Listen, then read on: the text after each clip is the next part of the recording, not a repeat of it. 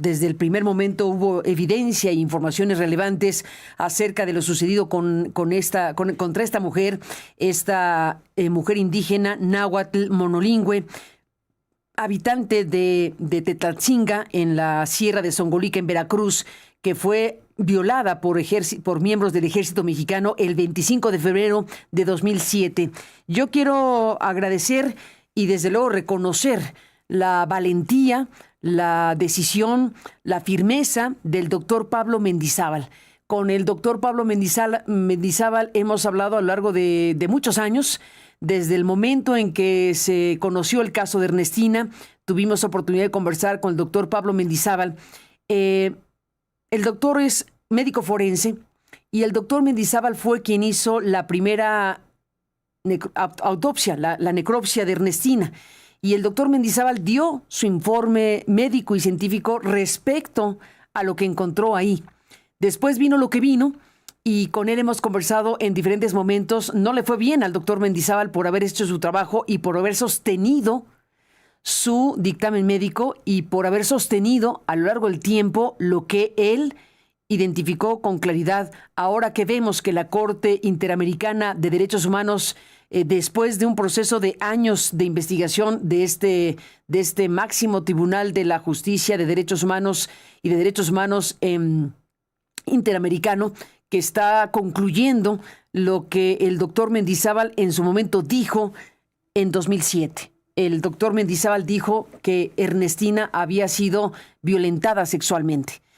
Doctor Mendizábal, gracias por tomarnos la comunicación nuevamente ahora en 2025, en este 17 de diciembre, un día después de que se conoció la sentencia contra el Estado mexicano. ¿Qué me dice, doctor? Buenos días y bienvenido.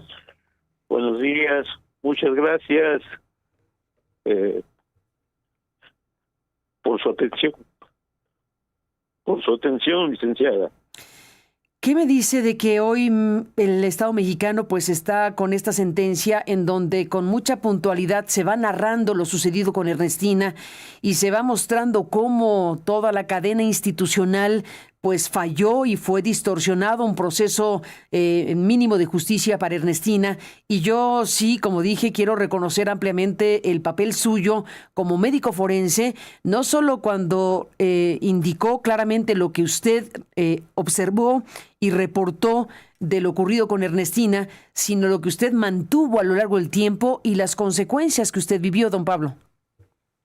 Así es, licenciada, nosotros desde el momento en que terminamos el estudio de necrocirugía en la señora Ernestina Asensio, reportamos que había muchas evidencias, pruebas de que ella había sido violentada sexualmente y pues se nos vino encima el sistema en aquel entonces, el que estaba de presidente de Comisión Nacional de Derechos Humanos, el presidente de la República, y fuimos presionados, amenazados, y pues tuvimos la suerte y tuvimos la fortaleza de sostenernos en el dictamen y después de 17 años pues vemos que nuestro esfuerzo, nuestro sacrificio no ha sido en vano y ojalá y se cumpla cabalmente la recomendación que está haciendo la Interamericana.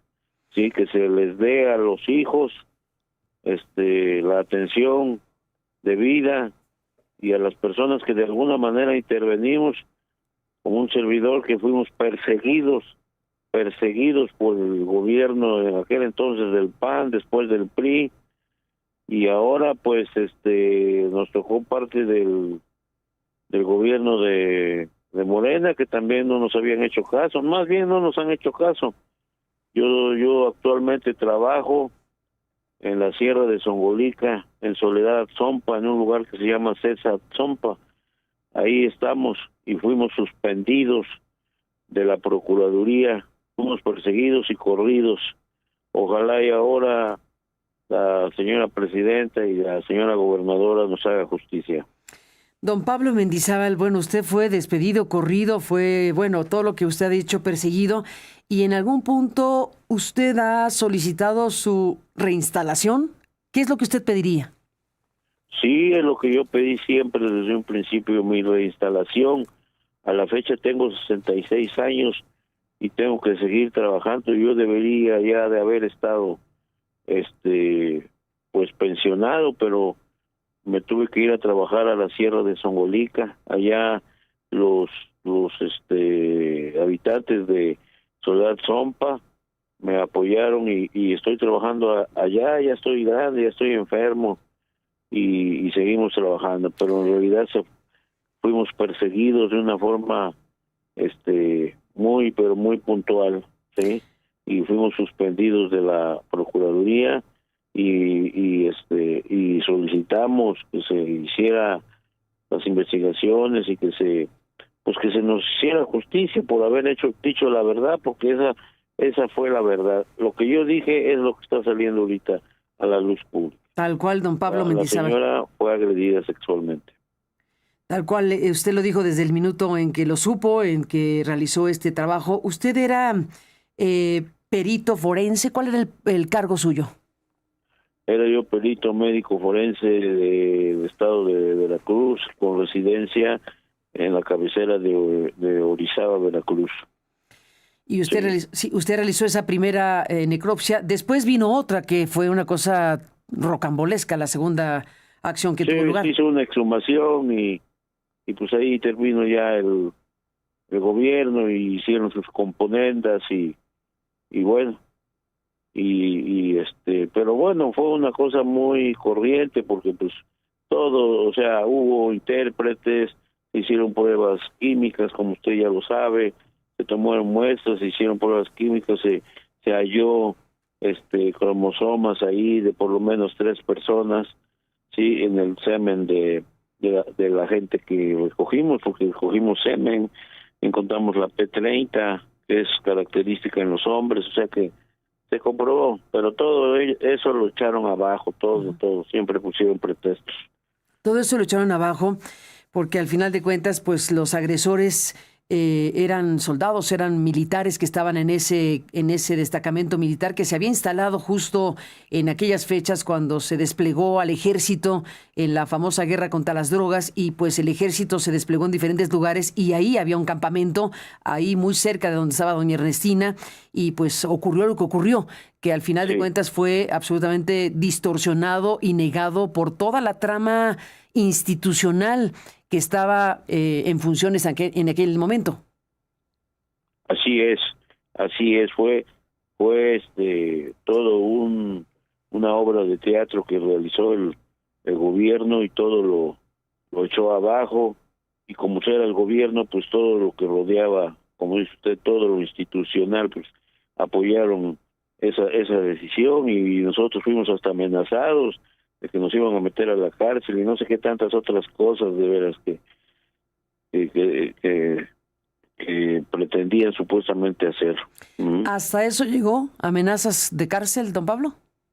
Sí, yo recibí amenazas. ¿Quién lo amenazó en su momento? Yo ir a la cárcel por haber determinado cosas que eran, ¿sí? Imagínense, ¿sí? Y amenazas contra mi familia, anónimas, amenazas contra mí, contra mi esposa, ¿sí? Y pues nadie nos abrió la puerta para el trabajo, nos corrieron del trabajo, después de un tiempo nos corrieron del trabajo, Javier Duarte nos corrió del trabajo, Fidel Herrera nos sostuvo, porque Fidel Herrera, a pesar de que pues tuvo que alinearse con Felipe Calderón, no nos afectó, pero Duarte sí, nos corrieron, nos querían abrir una investigación, supuestamente no sé de qué, y fuimos víctimas de esa situación. Hasta la fecha nunca me regresaron a mí mi trabajo. Y ahora, pues en este contexto, está planteándole a la presidenta de México que hagan algo para que usted pueda ser reinstalado, o haya algún tipo de acción a favor de usted. Pues sí, yo le pido por ese conducto que la señora presidenta intervenga, ya que es mujer, y a la señora gobernadora, sí, también, y que este año que ya está terminando es el año de los indígenas, y que se haga justicia. Yo no pido nada que no sea que me hayan quitado mi trabajo, ¿sí? Y mi tranquilidad, ¿sí? Que se me dé mi trabajo, que se me dé lo que me corresponde. Si es que ya no me quieren retirar, bueno, pues entonces que me paguen mi liquidación por 20 años de trabajo que no me liquidaron. No, nada, ni un centavo me dieron. No lo liquidaron, Me nada. corresponde, nada. Y ya le digo, pues, si estuviéramos bien de salud, pues no importa, seguimos trabajando hasta que Dios nos lo permita, pero ya estamos cansados y estamos sobre todo enfermos. Entonces yo lo único que le pido es, pues por lo menos que me regresen mi trabajo, y si no, que me liquiden y me den mi pensión que me corresponde. Pues es lo Ojalá menos, ¿no? y ella escuche. Sería lo menos que se tendría que considerar para Es el lo caso menos, suyo. sí, así es, no le pido más que eso.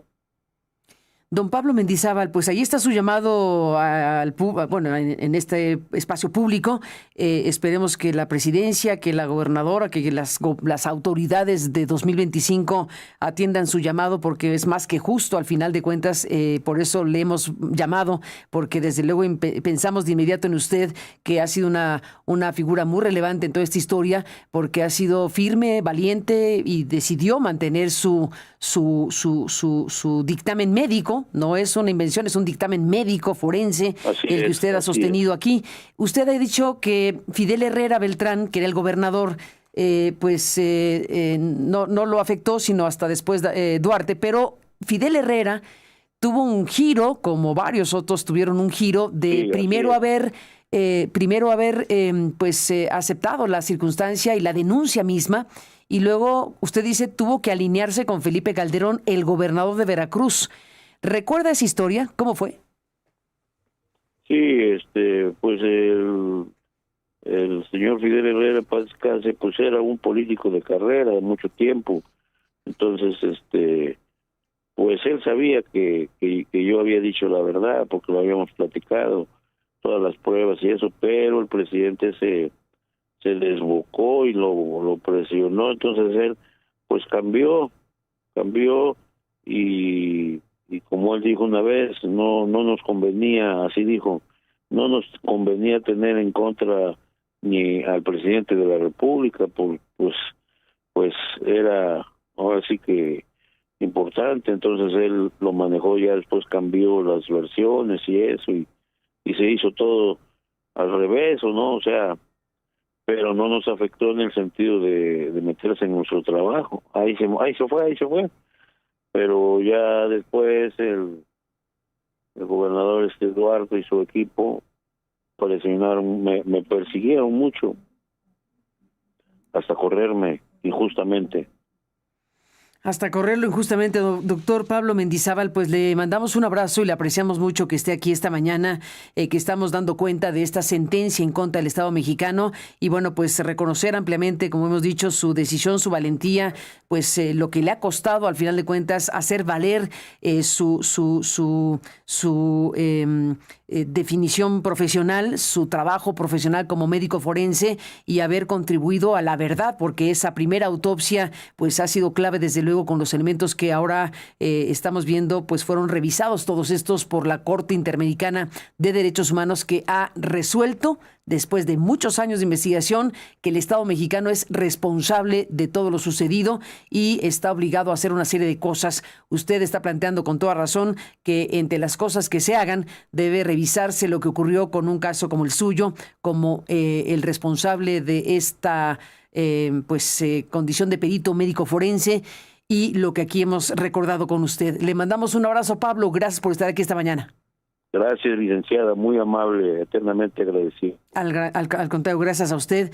Pues don Pablo Mendizábal es una de las figuras más relevantes de esta historia, por lo que acabamos aquí de escuchar y de recordar con él.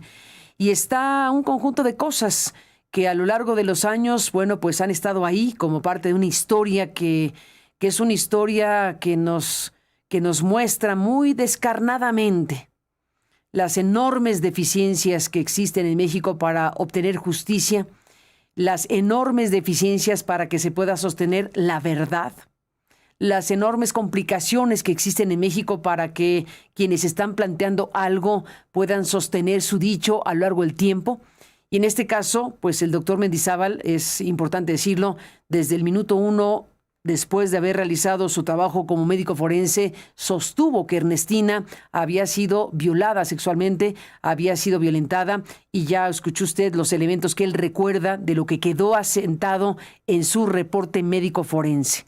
Ese que después se trató de sepultar con otra necropsia que ya se hizo en condiciones donde el poder de aquel entonces estaba decidido a ocultar, a mentir, a distorsionar, a decir que Ernestina había fallecido por una gastritis maltratada.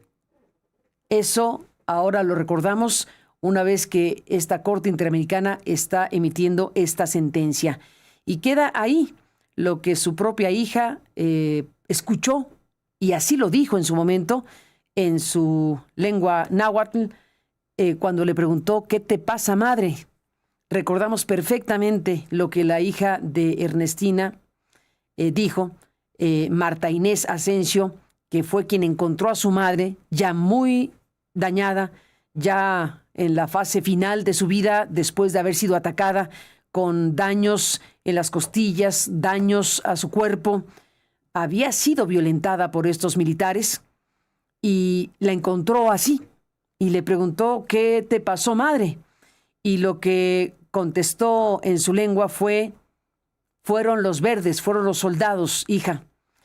Los soldados que me golpearon, los soldados que me atacaron, en pocas palabras. Le alcanzó a decir en una frase quiénes la habían atacado.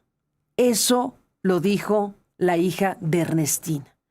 Eso llevó incluso a toda una discusión de la traducción, que si era así la traducción, que si no era así la traducción.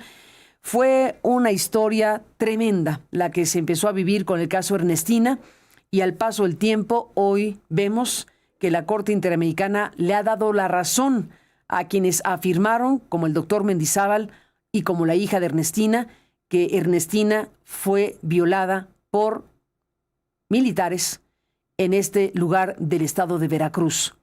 Así que esta es la historia. Esta es una historia que involucra a diferentes figuras.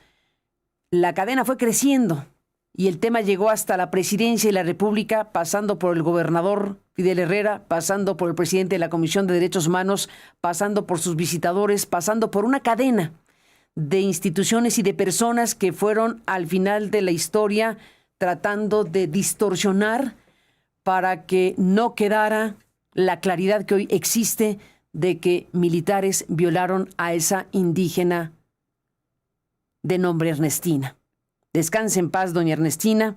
Su historia hoy tiene este giro para la historia.